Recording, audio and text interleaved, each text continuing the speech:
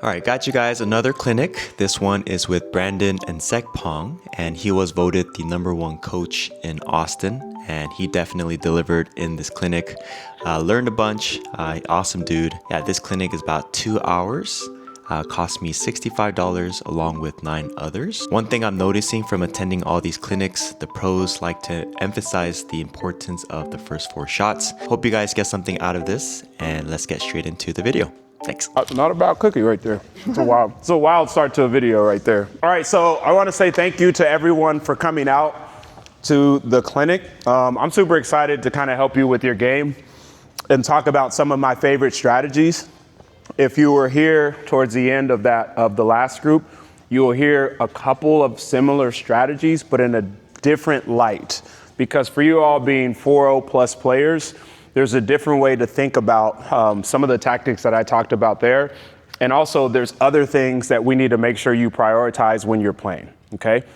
For context, my name's Brandon Nsekpong, pro player, play on the tour right now. I've probably been as high as like number 25 or 35 kind of in the world. That was a little over a year ago. Obviously the game is changing pretty fast. There's a lot of new players coming in, which I think is awesome. It makes it really tough to kind of stay kind of at that top level, which I think is still great. It's all good for pickleball. Been playing for 5 years. The first couple years for me were really just recreational play. I like to go out with the friends, play, have some drinks, have a good time, realize that I wasn't that bad of a player. So it's kind of good in your friend group because you're not the worst, you're not the best, you're kind of there, right? And so I started seeing a lot of the friends that I would play with would tell me they were playing tournaments, and some of them were playing pro tournaments. Back then, it was not the same as what the Pro Tour looks like now. And so it wasn't really as enticing, but then I started seeing people on YouTube, see people get medals and trophies, brand sponsorships, and I felt like it's something I definitely wanted to pursue. So I started doing that about 2.5, 3 years ago, which has been really great. I do it now full-time, all pickleball. I do a lot of teaching. I do a lot of tournaments, playing, which is great. I always have to sharpen my game. The reason that I do that is there are a lot of strategies and tactics that are technically changing every single month sometimes, or at least every year. And I want to make sure I'm staying relevant to that side so that when I come back and talk in clinics and lessons, I'm not giving people outdated things. Things that like, hey, for instance, if I said, as soon as you hit your 3rd shot, you need to rush to the kitchen line. People were teaching that 2.5 years ago. There was nothing wrong with that 2.5 years ago, for the most part. Now that would be incorrect, because if you do that every single time, you're probably gonna win, in my opinion, 1 out of every 10 or 2 out of every 10 points. Sure, the 1 out of 10 are gonna look great. You know, you earn it or you jumped, they're gonna look awesome and athletic. But you're not going to win a lot at the high level doing that, because people are getting really good at putting the ball at your feet. Paddles are different than what they were 2.5 years ago, so we can do more things with them. Another way for me that I teach is you really won't hear me say a lot of nevers and always for the most part, because our games are all different. I haven't even seen you all play, and I would bet that some of you can attack if a ball came into the kitchen. Some of you could probably attack a ball here. Some of you could probably attack a ball here. Who knows? You have different grips. You hold the paddle at different lengths. The way that I teach is I want you to utilize all of your strengths, but to understand the risk of what you're potentially doing, right? So if I want to speed up a ball that's low right here, again, a couple years ago, we would say you never do that, because if you do it, they're just gonna crush it down every single time. But now I might say, well, let's talk about where you're putting that ball. Are you putting it to their right hip? Are you going to lob the ball? Because those could be technically good plays, especially let's see where the person is positioned on the court. So those are things that we'll talk about within these kind of broader strategies, is what can you do well, and how can we help you keep doing the things that you do well while minimizing the things that are putting you at risk. Okay, does that make sense? The other piece that I'll talk about a lot is percentages. I preach that almost all the time, is we want to play with the percentages in our favor.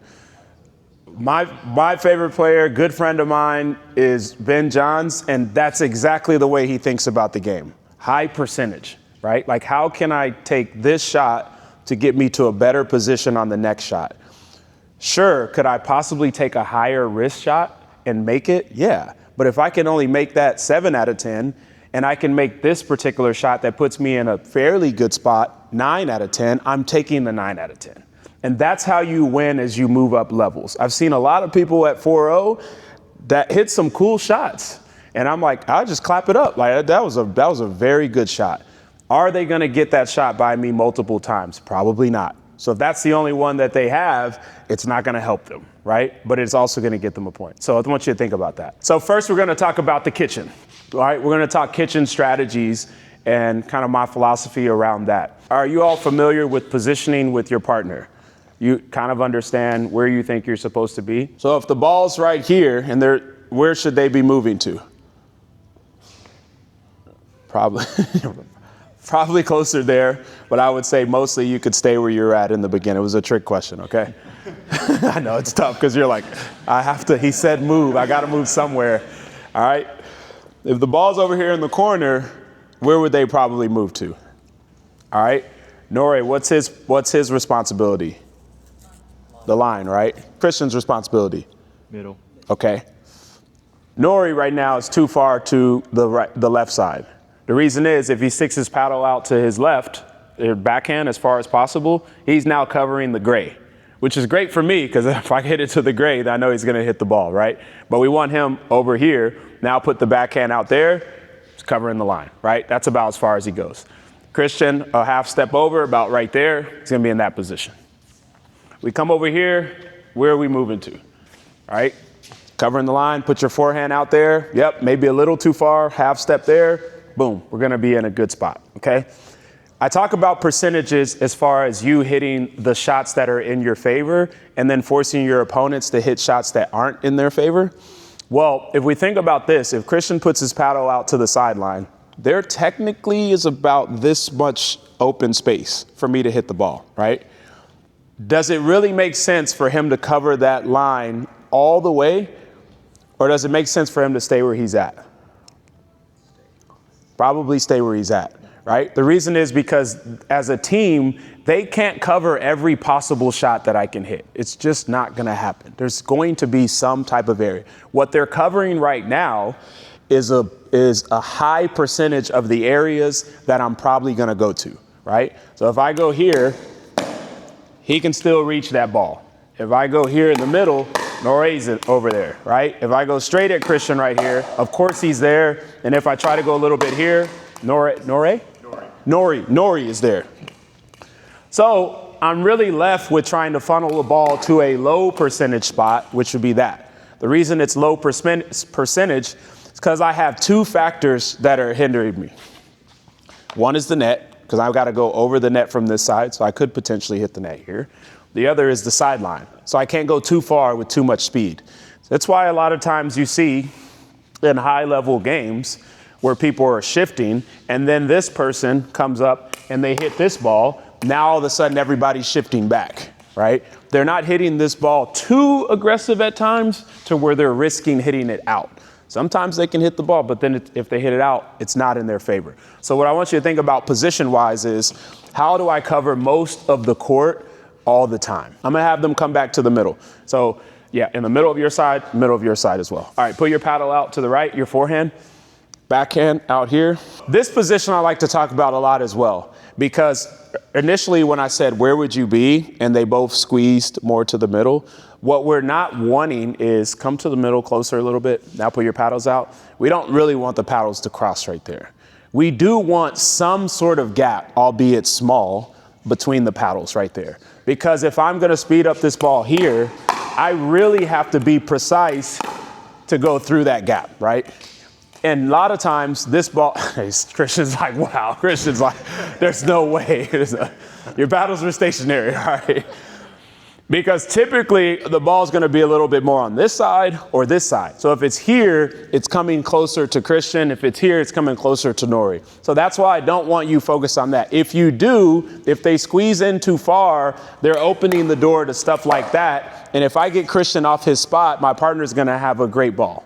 right? So you want to make sure you're not over leveraging yourself. You know that, hey, there's a small sliver right there. But what happens is Nori just stretched his paddle out, but he didn't actually lunge forward. If he lunges, he's going to get it anyway. Christian, same thing if he lunges, but I want your natural position to be like, yeah, there's a little bit of area there. Okay, so are we clear on that from a position standpoint?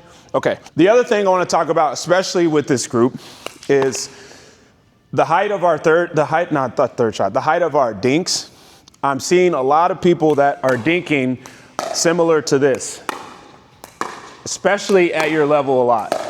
Really close to the net, just like that. They end up missing a ball.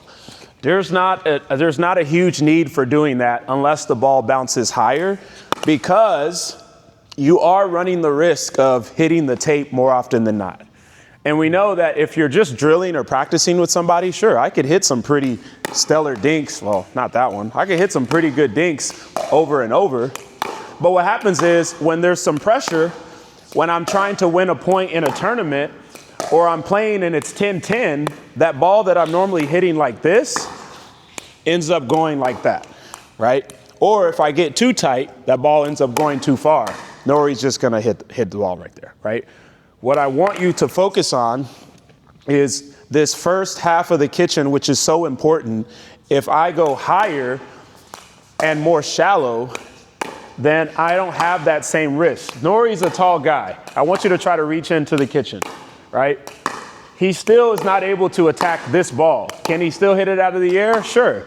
But this ball is not necessarily an attackable ball for him. It's why you see a lot of times at the pro level, you're watching it. Now, the speed of it is, especially coming up to the kitchen, it's like the speed is a lot. They're hitting the ball hard. But you'll watch them dink from here, and you're like, man, I don't know why they're not attacking some of these. This ball's high, right? Well, they're not attacking it because, yes, the ball's higher over the net, but the ball is coming down usually into the first half of the kitchen, right? So it does two things. It keeps it to where my percentage of making dinks is very high. Whenever I miss a dink, it's usually closer to the net, right? That's what I would consider me missing a dink, where it was close to the net. I don't really consider missing it like here. This is kind of like a no-no. I'm missing it when it's barely there. That's when I'm telling myself mentally, like, dude, I got a little tight on that one. I need to add a little bit of height. If I hit this ball too high and just a little bit more shallow, and you can attack this one, the air right here, and deep, if he attacks it, that I still have a chance in the rally. I would rather have, yes, this could be a winner. I would rather have another chance in the rally than to be focused on hitting every ball where he can't ever hit, just barely over the net, right? This is not gonna work for you, right? What I want you to do, what's gonna help you, one of the things that's gonna help you raise your level is the ability to be more consistent in this particular area. And one of the ways that you can do that is just raise the height and pull in your dinks to make them slightly more shallow. Whenever it's time to take a chance, sure, the ball's high, take a chance. I think all of you probably have some good shots that you've done that have worked for you, do those. When you don't have that opportunity to do that shot, I want you to revert back to a ball that we would quote unquote call a neutral ball. It's over. Twan can't do much with it. If he does, he's probably gonna over leverage, but I'm generally safe with that ball. And I'm gonna make that 9 out of 10, okay? Are you following what I'm saying with that one? Okay. What I want us to start with so that I can see some of this is we're gonna do cross-court dinking. Has anyone played the game Dingles before? He's gonna go cross-court to Nori. I'm gonna go cross-court to Twan, like this. As soon as somebody misses, the ball's gonna be live. Nori doesn't know about that drill. He's ready to go. We're going here. We're going cross court, just like this. As soon as somebody misses, I missed, we're live now. We're gonna play out the point. Just like that. Finish him. There you go. That's perfect. This is gonna work on two things for you. The ability to make sure you add height and keep it shallow when you need to for the cross court dinks. Notice that we're going over the shortest part of the net, 34 inches right here. And also, because you all are in the 4.0 plus level, we're moving to this quicker because you should be able to be aware enough that the ball is live and also patient enough to not technically speed the first ball that you see, right? It's kind of like, what is the opportunity at hand? I'm going to take that. If I have to hit another dink, I'm going to hit another dink. Just because we said live and the next ball bounced in front of me, the game is not attack. The game is live, play it, and find a way to win the point.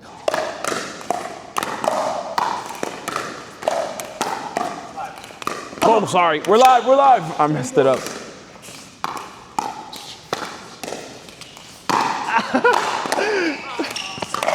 Oh, Christian just made sure. 1-0. There you go. Oh, this is live right here. Okay. Good height. Yep, that's exactly what I want to see right there. Little low. Oh. Yeah, good shot. Good job. Samit was ready for that, yeah. He saw that one yesterday. Yeah. Okay, so we have to talk about a few different things. Definitely some things that I saw. Patience is what I said is super important. I did see a few people wait to set up the point, but I also saw people take that first opportunity when the ball bounced to just speed it up. What I'm not here to tell you is that you shouldn't just speed it up right away. What I am here to tell you is you should have a plan for when you speed it up. It shouldn't just be the ball bounce, I'm just gonna speed the ball up and play whatever's there. What you'll find when you get 4-0 and above, you start seeing people that realize that the first ball isn't as important as the third ball. Has anybody heard that before, right? About the third ball? I saw one over there with Samit. Is it Samit? Where, who is it? You already know. So you know what I'm talking about. This guy, tell me your name. Brian hit a speed up to Samit. Samit was reading a book and he was reading the page on hitting the counter. And he literally just counters it. And I don't even think Brian had finished his swing. The ball was already past him, right? I don't hate the speed up. What I don't like about it is the fact that there wasn't a quick enough reload to be ready for the next ball, right? And that's what you're gonna find is if you get comfortable with this 1-2 strategy, hey, I could just 1-2 points over, 1-2 points over. You're going to run into people where that's not gonna work, right? I have pretty fast hands, and so if you're speeding up to me in a 1-2 fashion, yeah, sure, you might get me a little bit on the first one, but I'm usually ready for that next ball that's coming back, right? And so if you're not ready for the third ball and it's shocking you, then I'm already focused on maybe, let's say, the fifth, or from my side, it'd be the fourth and the sixth ball. Does that make sense? So I want you to focus on that when you're attacking. So if he's right here and I have an opportunity to attack, I'm here. Oh. My bad, dude. You can't make that up. Clip it. No, there you go. If I'm here and I attack, it's that third ball that I'm really looking for right here. Here. If it's a fifth ball, I'm ready for that fifth ball. I'm here, right? What you're not seeing me do is something like this. Oh, shoot. Wow, good ball, right? Great block. We've all seen something like that. Like, wow, great block, dude. Good shot. You could be ready for that next ball. What I'm prioritizing on my side is there's always this balance of power and the ability to reload, right? And some people prioritize power over the ability to reload. What you'll find at the highest levels is when the firefights get pretty fast, they're actually not hitting the ball at max power. They're focused on what's the highest amount of power I can get with the ability to reload fast at the same time. Because at any point, if I go more power and I lessen the fact that I can reload, I'm at risk of, if the ball comes back, I'm now blown up. That's where you see hands battle. It's like boom, boom, boom. And the one person goes, and it's like, oh, shoot, you got me, right? Had they have stayed in this a little longer by not going 100% and they go about 70, they come back and they're ready for the next play. So if we're doing like hands battles here like this, notice the speed of this isn't too fast, right? This is giving me the ability to reload for the next ball. What I'm not focusing on is 1, 2, and trying to finish the play. Because sure, I'm gonna make some points like that, but that strategy alone, once he gets one back, I'm done.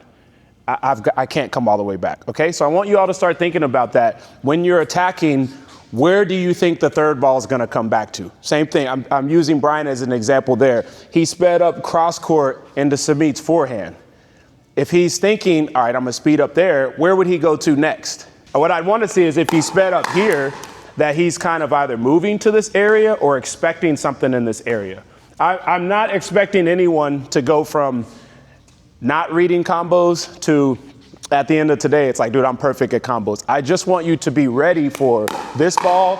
And then, hey, the ball's probably coming back to this area. If you start there, you'll find yourself anticipating better. Comboing is going to be important to you. That's the part that's going to help you take it to another level. How do I go from here to focus on this next ball that's coming back? All right, question. In that situation, is it like Brian's partner to be ready for that? Or is it Brian's responsibility? Where is Brian at? Brian's like on right my here. side? If he sped it up to you and you counter to right in the middle, yes. Should the partner be ready for that? Yes, that's a good question. So should the partner be ready? Depends on where he sped up the ball from. So what I remember, was it from there? From that side? Okay, so if he's from that side, then yes, we would typically have his partner at the tee. Right? So whoever, I don't know who's with them, should be probably at the tee. So after he speeds up, he's coming back mostly to his forehand and his partner's ready on that side, right? Does his partner know he's going to speed up? Maybe not, but at least if he's occupying the area, he's close, right? And a lot of times you'll find that just being in the right area is more important than reaction time, all right? That's going to be more important than that. And that's the piece that I wanted to mention on there is one of the things that I was saying was typically people don't increase their hand speed by that much. For what they start out with in playing pickleball and what they end with, most of the time it's about the same. And I'm not gonna say you can't get better at it by hitting the ball on the wall, but just your innate reaction speed, what I see with Samit with his hands closing on that ball, a lot of that is that's it. He has that. He has fast hands, vision, and reaction speed. That is great. What you can increase increase a lot are two things. Your anticipation, right? That's the ball coming back, and your expectation. If you increase those two, even if your hand speed isn't relatively fast, you can seemingly be fast in hands battles. All right? I need to unpack that for a second because that's a really important point. It's not that I just have such good reactions that if I'm playing against Brian, I'm everywhere. It's not necessarily that. There's a component of it, but I wouldn't even say it's the largest component. I would say a bigger component is the fact that I can anticipate where I think the ball's coming to, and I'm also expecting the ball to come back. So I'm ready for it, and I think it's coming here. That's like 66% of the battle, in my opinion. The other part is just me using my reaction speed to potentially get there. So that's the piece I want you to focus on. And when you're doing drills like that, like hands battles back and forth, it's programming that anticipation and expectation. It's not necessarily just programming like, man, my fast twitch muscles are getting even faster. Well, yeah, they can. You go do some research, they probably can, but not that much, not as much as you're thinking. What you can do is see the court a little bit better, and you can see things slowing down. So that's one piece that I saw right there. The other one is extending the court beyond just what we see in this particular element. I didn't say necessarily that you can or can't lob, but when you see people like leaning in a lot, I want you to think about how do you relieve that pressure to push them back. Typically a lob or something does that. Or you'll see people, which I saw some people with some good two-hand backhands, good two-hand backhand from Fee over here, that typically are staying back here.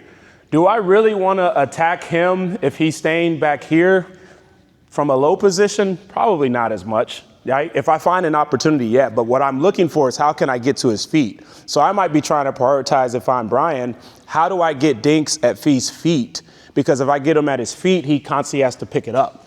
If he's here, I'm like, well, I can't really get to his feet because he's leaning in. And if he's leaning in too far, how do I get him to lean back, which is maybe a lob or maybe a higher attack right here where he can't do that. I'm always thinking about those type of positions on that particular piece, okay? All right, I need to move on from that one because we could talk about that one all day. Actually, let's do I'll do a demonstration. So I'll stay in this spot. Let's have one person over here. All right, so we're gonna play a similar one with Dingles. I just wanna give you an idea of kind of stuff I'm talking about. Here we go. We'll go cross court. Dingles, we'll say live ball, not Dingles, sorry. Here we go.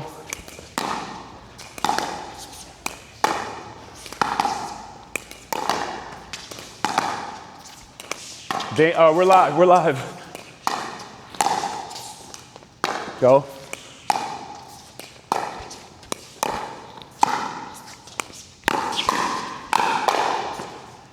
All right, see a setup right there?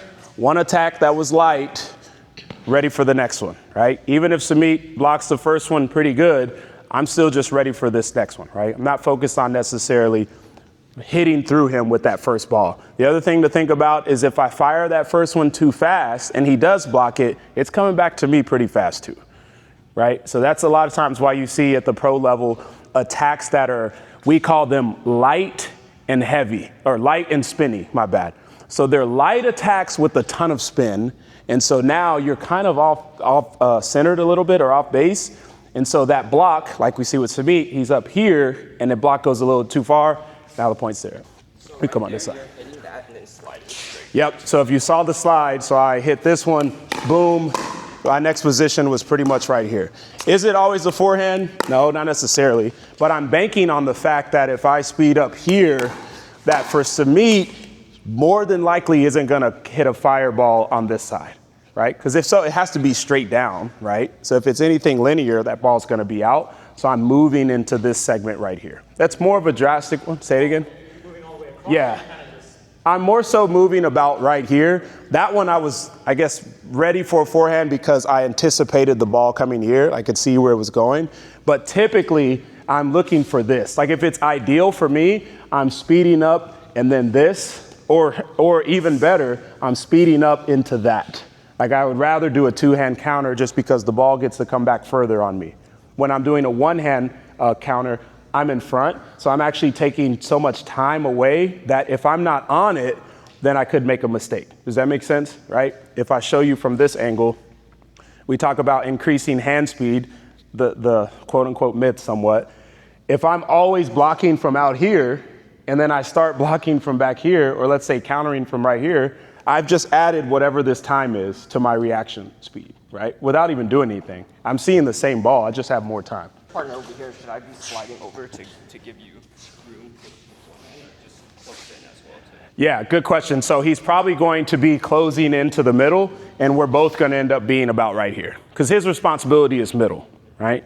When I'm here, he's kind of in the middle there. It's going to be hard for me us to shift in a synchronized fashion at the same time, because he didn't even know I was going to speed it up, right? So we're probably going to be somewhat jammed right here, but we're on this next ball, right? So that's what we're kind of looking for. Angle-wise, when we talk like from a geometry perspective, if I'm speeding the ball up here, I'm usually expecting the ball right here, right? If I were to speed up the ball this way, right, I'm probably expecting the ball on this side, unless if it's too soft, he can dictate what happens next, right? So that's kind of where you can cheat a little bit to those sides. I would be here. In mixed doubles, I do this particular play a lot. The girl's right there, great two-hand backhand. She's sitting on it, ready to do her thing. I love it. I'll take this ball, I'll speed up right to her backhand right there because I know that she's not gonna go out that way. I'm gonna speed up here and I'm gonna be ready to counter right here. And now we're gonna play ball with her and I, right? Does that make sense? Next, I want to talk about third shots and fourth shots. I think these are some of the most crucial shots that are important, obviously, to either get to the kitchen or to keep the team from coming to the kitchen. For the 4-0 plus group, in my mind, this is usually an area where I feel like I could win the game before I even get to the kitchen, right? And the reason is because if they're back, you could stay up. But if they're back and I'm up, I feel like it's going to be really hard for them to get to the kitchen with the spin and the reach.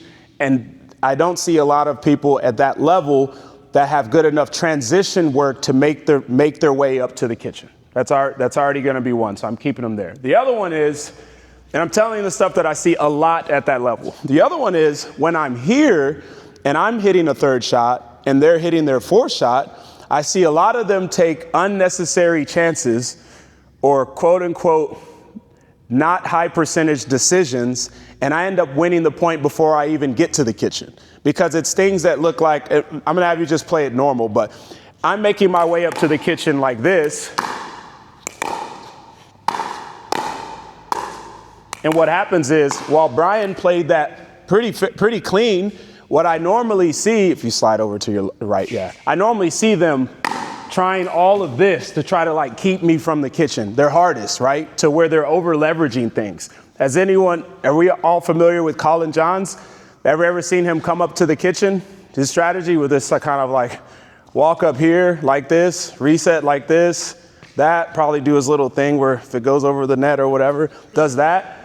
He does that because it's actually putting the pressure a lot of times on the opponents. Slightly different now with the way the game has changed, slightly different.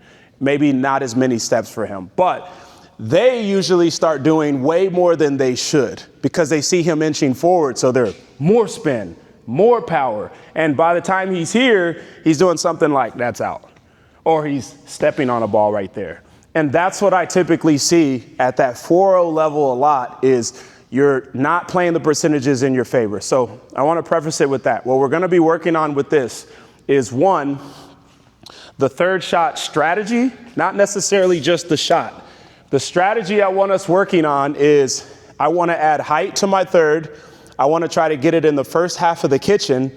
And then I want to see if I can move up to this quote unquote check-in spot right here for a minute. Saying was that when it comes to going to a hotel, if we eliminate mobile check-in for the moment, when you actually sign up to have a hotel or whatever and you're traveling, you still have to check in at the front desk right before you go to your room. Might be a minute, might be 10 minutes, who knows? There could be a line, I don't know. But you're going to check in and then go to your room. This is similar. What I want to do is hit this third, check in here, and then come up to the kitchen line, right? Even if I feel like I hit a great third and I want to run up, if you slow down the tape, what did you see? Check in, run up, finish the play. What I see a lot of times is something like this. I had it, I was there, I was on it. Well, yeah, but you were over leveraged a little bit. You never paused. I know split step is important, but I think split step is too general because even if I was here and I split step, I might have still got caught because I split step late. So it isn't just if I split step, I'm good. It's more so if again, you do need a split step, but it's more so if I pause right here, then I can really get my bearings on what I'm about to do. Right? And I will guarantee you that if you focus on this quick pause / split step kind of in this area, that you won't miss out on as many opportunities as you think. It won't be a case where you come back to me and say, dude, I left like 6 winners on the table. You told me to stop, dude. I should have just crushed it. Well, yeah, maybe you could have had some winners there, but I guarantee there's going to be a lot of errors if you run through that. There's only one person I know from the pro side that probably runs in that way more than others, and it's Dekel that does that. And it's kind of mind-blowing on sometimes how he does it, because when we'll drill together in a similar fashion, there's a lot of times where he'll practice just running through it like this. The good part is when he makes it, it looks great. The bad part is when he can't slow himself down, that ball's out. So you see a lot of people that watch him come up, and as he's coming up, they're at the kitchen, it's like hands battle, hands battle, hands battle. That next ball's probably out. Because as he's moving forward, if he can't get down on that ball, the ball's going out. Versus, again, somebody like Colin who will stop. So what I want us to do in this particular drill from this side is practice hitting your third. So that person's going to feed. So if I give it to you, Brian, you're going to feed. That person will feed. You're going to hit your third here, come up here, and then I want you to play out the point from there. Okay, I got to make it. I mean, I'm a pro. Let's go. Sheesh, dude, come on. I'm here. I'm going to hit the third. I'm going to play out the point right here, okay? We're going to play the entire one. Let's transition to the fourth shot person. What I want them really focused on is this simple concept. Think about a string from me to Brian. I'm pulling him towards me. What does that mean? Where is his weight? On his heel or on his front foot? Front foot. It's on his toes, right? I want it on his toes because, go ahead and step back to the baseline. If I feed him this ball here, look at my body position. I'm leaned in, right? Because I'm ready to take this ball out of the kitchen. Now it bounced. What happened to me? I shifted my weight to let it bounce and come back and get that ball.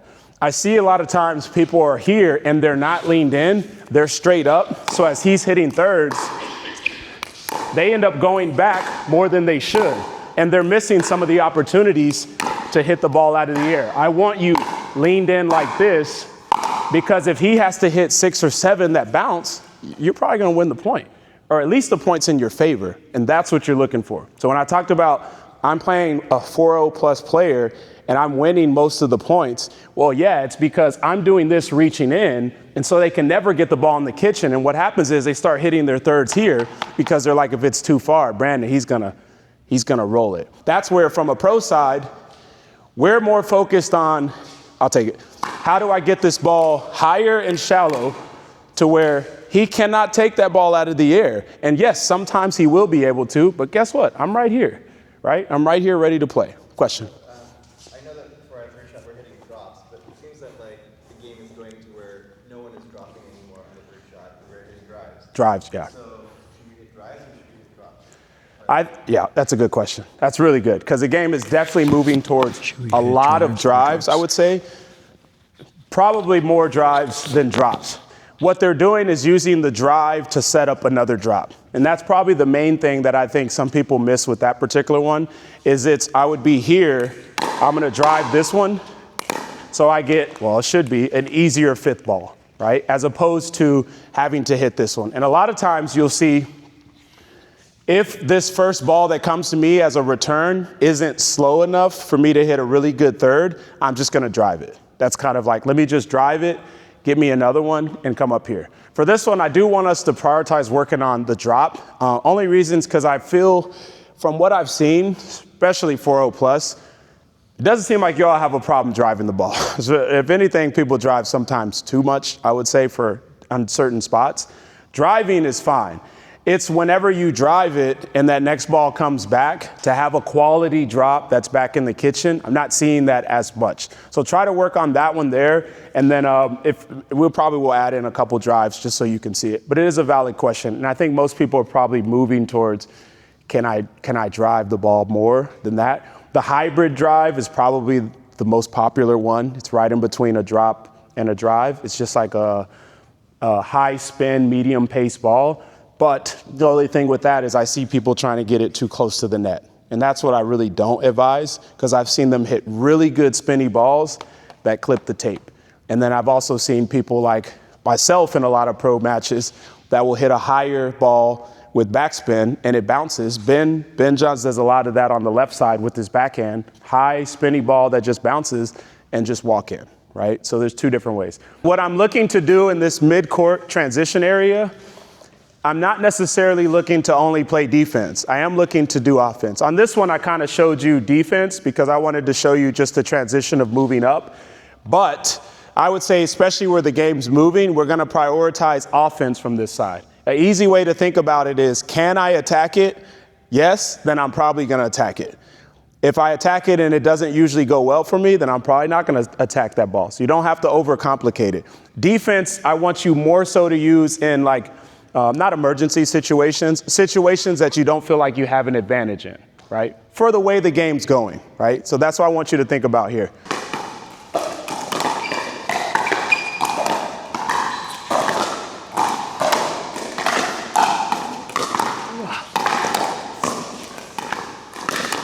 All right, let me get in there, Brian. You take that side as well. There we go. When I talk about it being, you check in right here, think about that as kind of a foundational way, or the structure of how it would look like in a perfect scenario, right? But in reality, yes, to Nori's point, you might take a small step here, you might take a bigger step here. Some of that's gonna be depending on what type of ball was there, right? A lot of it is the height of your ball. I would say the rule of thumb is, we don't want to be moving when they're about to hit, right? So if I'm going to come in here, Brandon said, hey, you hit it, you have to get here. As soon as I hit it, they're about to swing and I'm doing this. I need to just pause. That's the best chance I'm going to have to get the ball back. Again, I always reference, you watch any high level match, and if the ball's straight ahead of them, high or not, that person that's about to defend, to the best of their ability, they're trying to pause. They are not trying to still move forward, because it is hard to move forward and reset like this. It's very hard. This one, as far as practicing it, the reason I like to practice it straight ahead, And this actually translates to when you're dinking. You see a lot of pros when they practice, they're dinking like straight ahead. One of the reasons is because it's the highest portion of the net and it's the shortest distance to my opponent right here. So if I can get good going high over the net and shallow to where they can't attack here, then whenever I start playing a game and I go cross court, this is even easier, all right? Similar philosophy when we're hitting our thirds. I'm not saying we don't practice cross court at all, but if you practice this particular game here straight ahead, you'll find that you hit a fairly good third, but they got it out of the air, right? And you're maybe quote unquote compromised somewhat. You got to work your way out of it. That is going to help you whenever you go cross court because your percentage of thirds is going to be higher and it's actually going to be easier. Now, as in regards to the movement is slightly different when I'm going cross court because I'm not going to go cross court there and do like that, right? Because the ball's not in front of me. When we're talking about a cross-court drop, it's somewhat similar because I'm going to be coming in this type of angle right here, but there's always going to be some sort of pause before they hit the ball. How far you go up is really up to the scenario and what's happening. Again, I think the rule of thumb that's best is as soon as they're about to hit the ball, you should generally pause, right? Because you definitely don't want to be moving. If they're about to hit, I'm moving here, they're probably going to go there, right?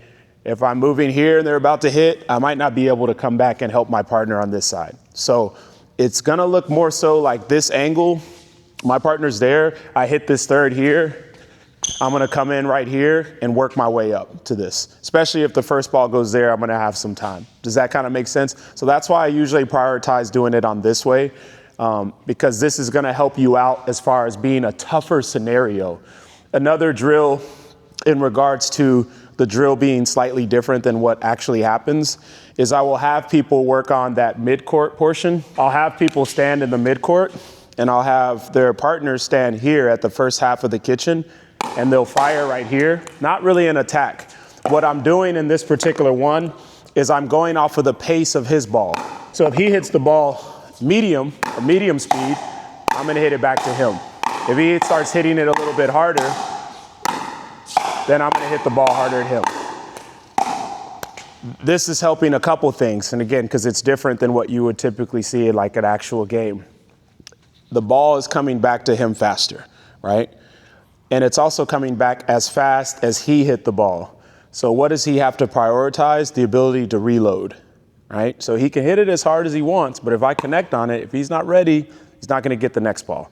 You don't really get that when you're here, right? In a game, if this particularly happens, again, if I start here and go here, he's probably going to be more ready because now all of a sudden I'm not first half in the kitchen. So that's another drill where I usually do where it's like, hey, it doesn't look like what actually happens, but they translate really well. That actually helps. Sometimes we get these balls that are, I call them quote unquote like compromising ball or ambiguous balls where a ball comes to you and you're wanting to like reset, but you can't really judge the pace. Something's off. Like it has some spin on it. It bounced on the wrong side of the hole and it just is a little bit different. The best thing to do in that, and usually in that scenario, is to fire that ball.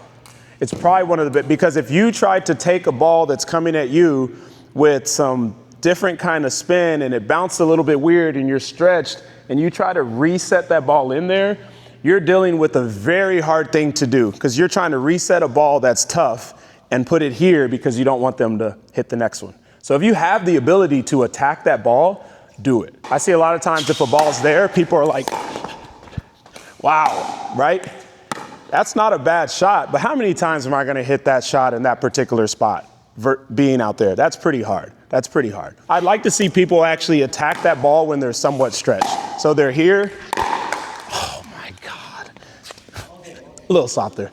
So my bad. So you wouldn't have it behind you. Usually I'm talking about a ball in front. So just a little softer, sorry. I try to make up for it. Yeah, so this ball, if it's in front, right? If it's behind, it's gonna be a different story because I would say maybe try to get out of the air. But if it's slightly in front of you from there and you can't judge pace or anything on it, it's a really good tactic to just fire the ball. You're not trying to fire it for a winner. You're trying to play for the next ball, all right? A lot of times that happens on a ball that's, I would say, somewhat dead with no speed. So I'm coming in and there's a ball like that.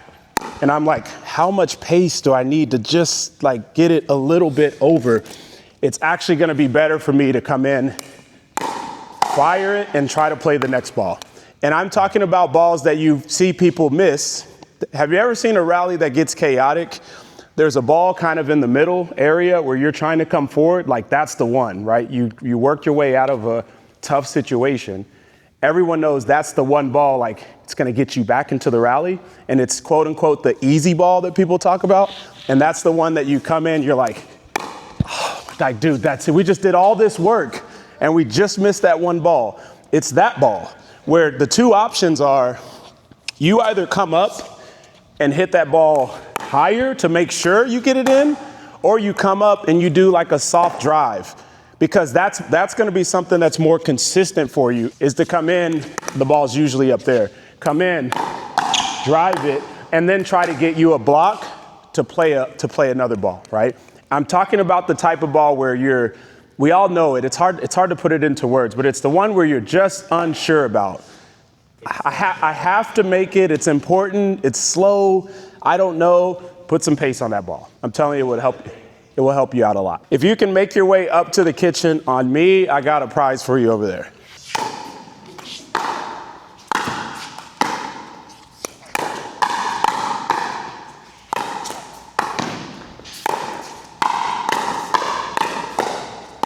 Oh. I like it. Way to fight. Way to fight.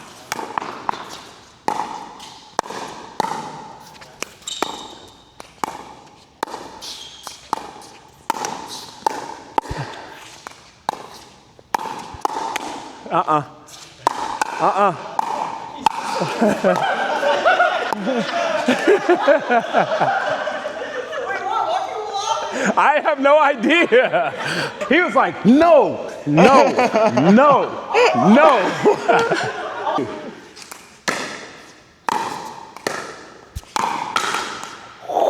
I wasn't even on that right there. I wasn't even on it. You were good if you made that.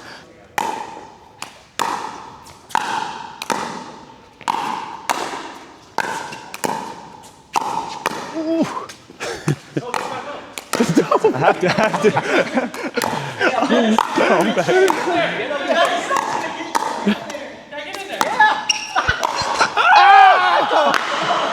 No! The crowd was giving you coaching advice. No. Get in there. Third, drive.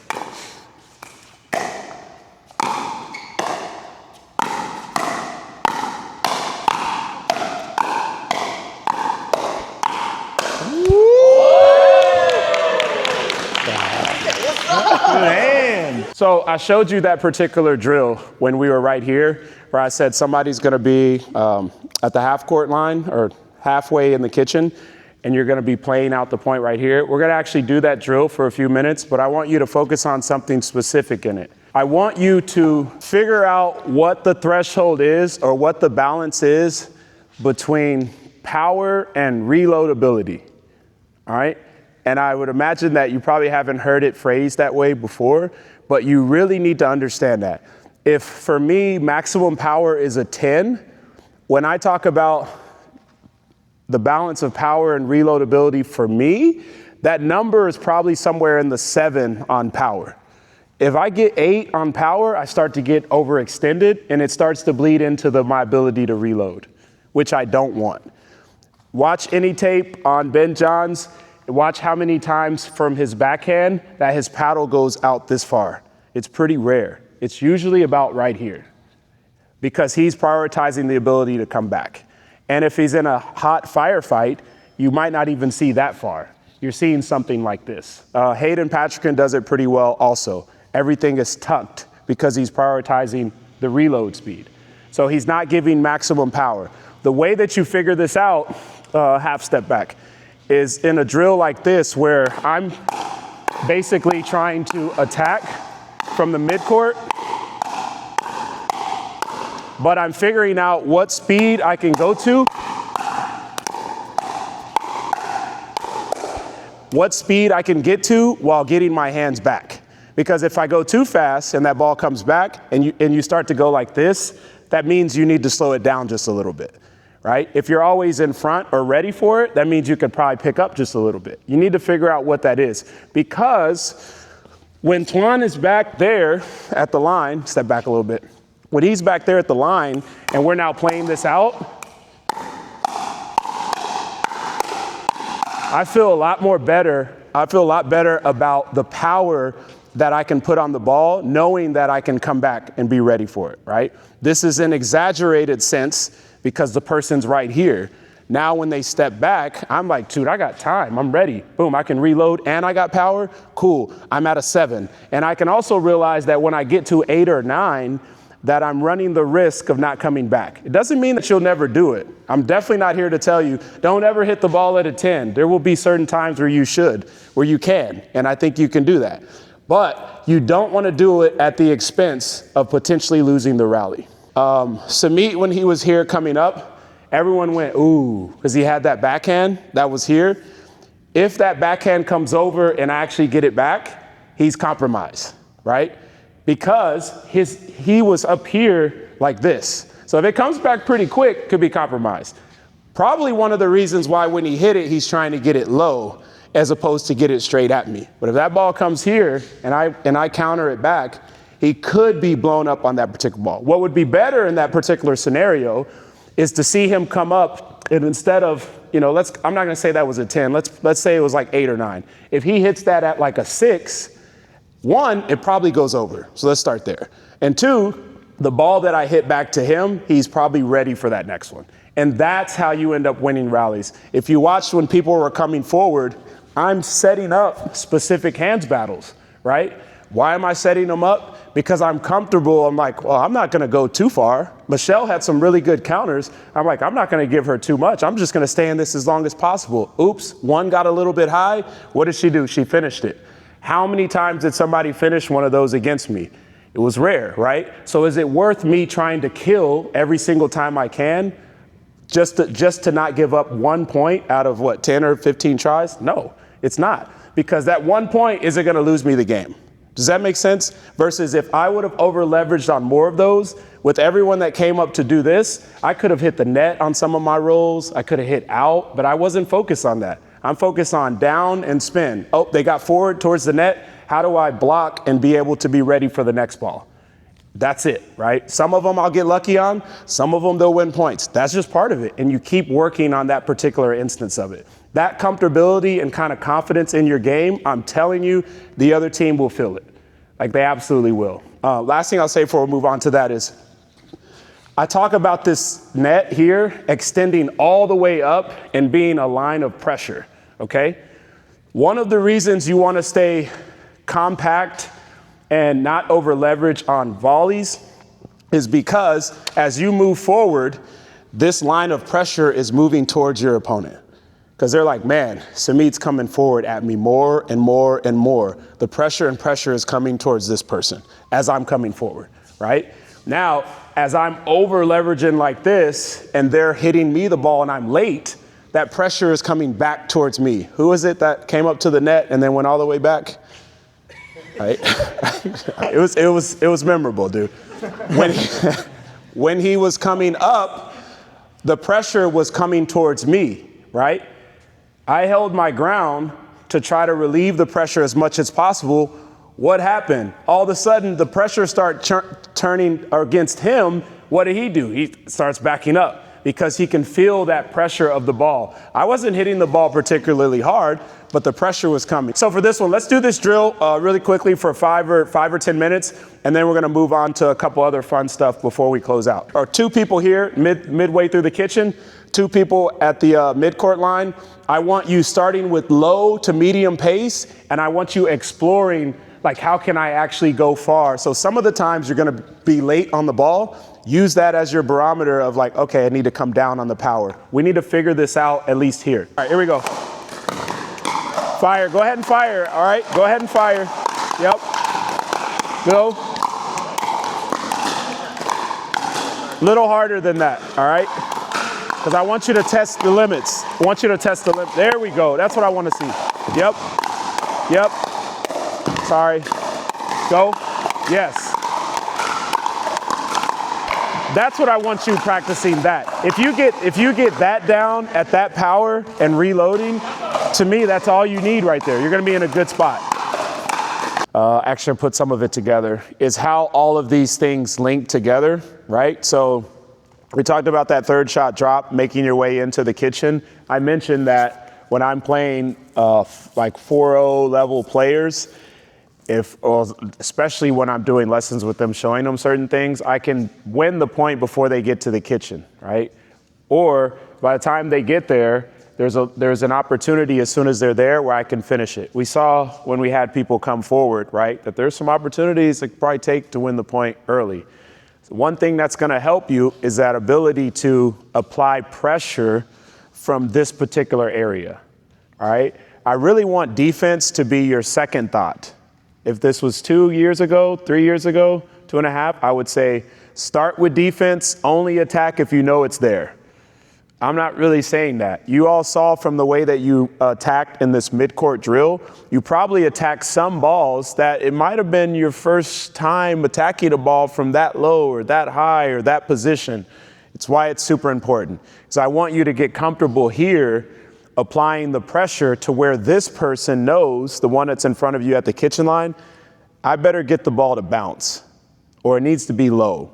Because if it's anything knee high, Christian can actually attack that ball. Saw him attack some right there. Michelle got really low. So if I don't get the ball to bounce, she can probably attack. And that's going to put me in a tough position, especially if I have to block the ball.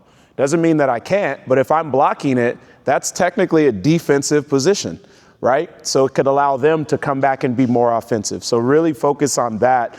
That's going to bring the third shot and the kitchen stuff all together, because you're going to be the type of player where they're like, shoot, man, Chris doesn't really miss a lot of thirds, and he kind of has that hybrid one. All right, well, we could probably win if he gets to the midcourt. Like, well, shoot, dude, he's got a nice little attack from here.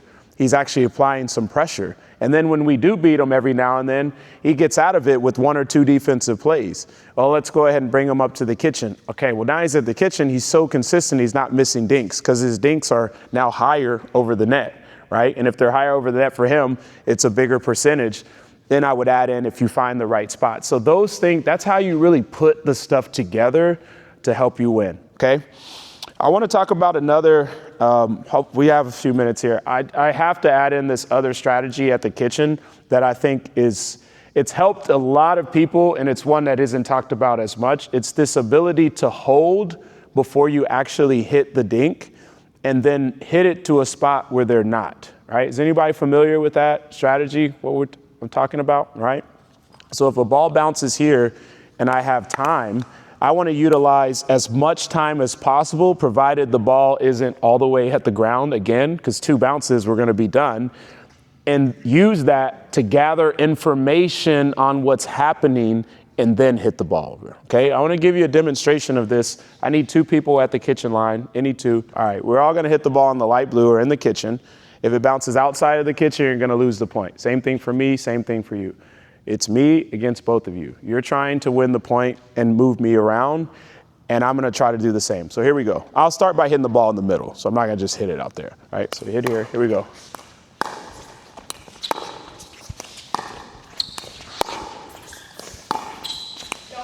That's 1 for me. We'll go to 3. Here we go.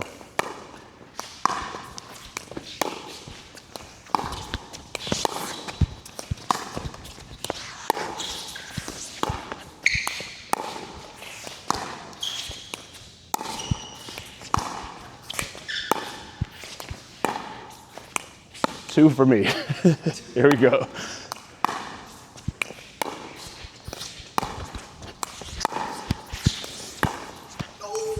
Three for me. All right. So did you kind of see some of what I'm talking about right there? I got to the ball as quick as I could and anticipated it, but I didn't hit the ball right away. What I'm doing is waiting and watching, especially this ball here on my backhand. Nori hit a ball here. I waited. What does Nori have to do when the ball's here? Shift to the middle, right? He did shift to the middle. I waited on him to shift, and then I went back here. If he hadn't shifted yet and he hits the ball and I do that, he's got the advantage on me now, right? Because I just hit the ball and it's literally coming right to him. But if I allow him to shift, I've opened up this, which doesn't mean he isn't going to get the ball, but he had to stretch to get the ball. So what I'm slowly doing is opening up windows of opportunity to win the point. So the only way I got Ben to miss a ball was because when he pinched middle, I held and then I hit there, right?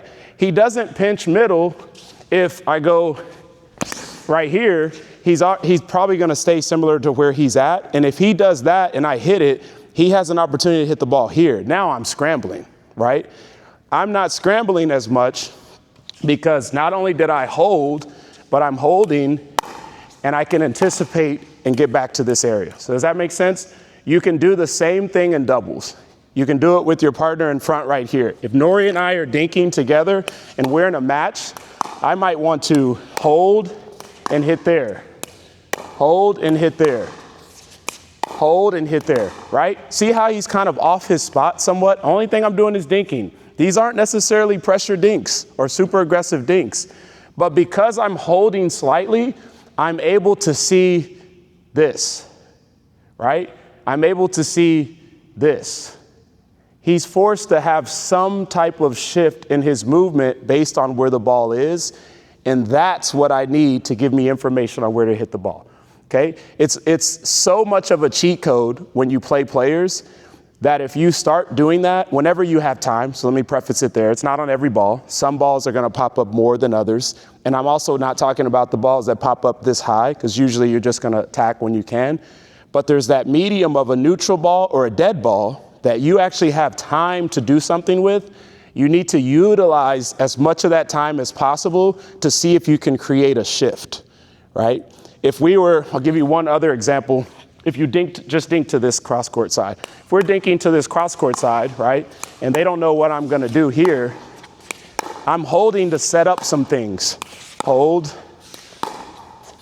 hold, hold, right? Now for Ben, obviously he didn't know I was going to lob, but if you slow down the tape, he had a slight shift to his right.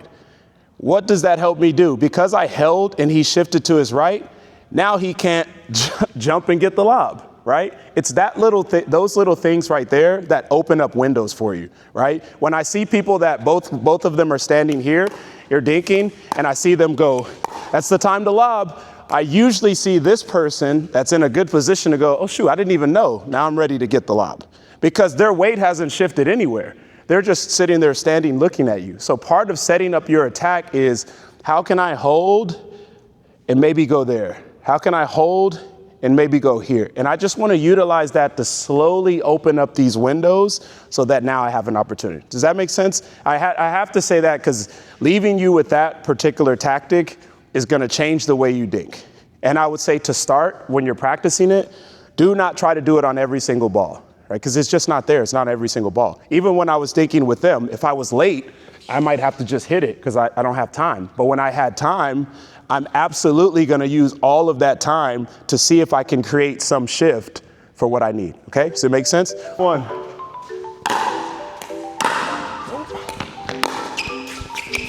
Yeah. Saw you shift a little bit, you know? Yeah, you saw me shift. Oh my God. I did, yeah. 1-5.